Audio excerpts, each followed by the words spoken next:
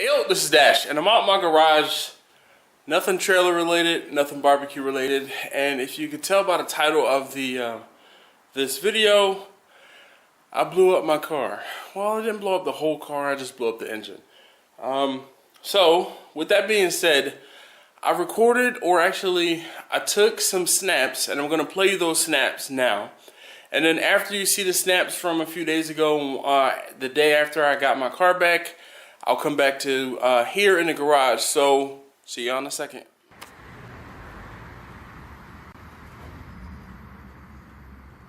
Oh yeah, Debbie's back.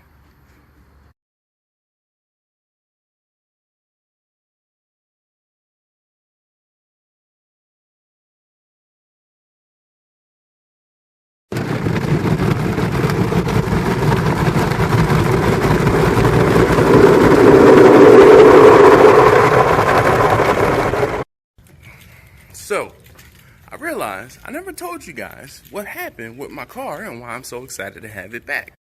So, a little over 3 weeks ago, actually it's been today, Friday, marks week 4, that I blew it up. Yes, blew it up.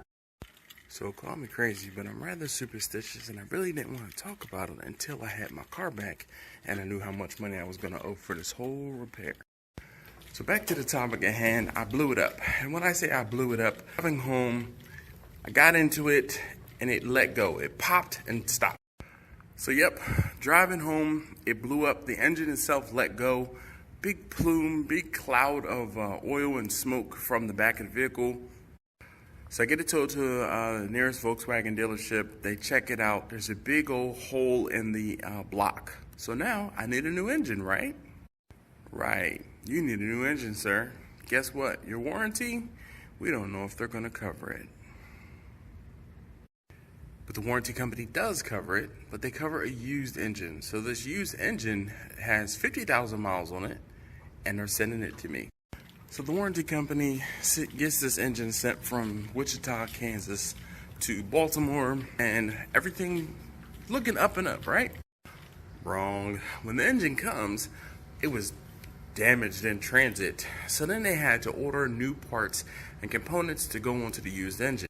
So after a few days of the dealership fighting with the warranty company, they agreed to replace all of the parts that are damaged and or broken. Yay! They go to pull the old engine and they find out that my turbo is bad. When my engine blew, it decided to throw something into the turbo, which blew the turbo. Yay! Fun times, right? Now just a time check. It has been 3 weeks.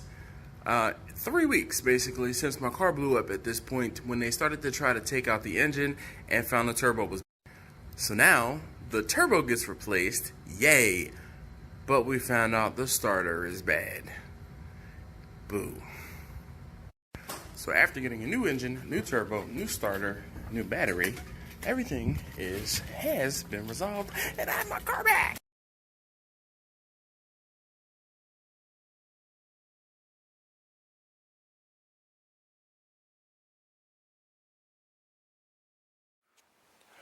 Alright, so welcome back, and I guess I owe you an explanation. Hopefully the video or the snaps were a decent explanation enough, though I didn't say exactly what happened. So I was driving down the highway. Anyway, on my way home, I was driving home, and I slowed down for a speed camera, and then after I passed the speed camera, I downshifted my car. Now mind you, I drive a diesel Volkswagen Passat. The revs or red line is 4,500. It kind of got stuck at about 3,000 RPM, and it just kind of stopped there, and it stuttered, and then pow, the engine just blew.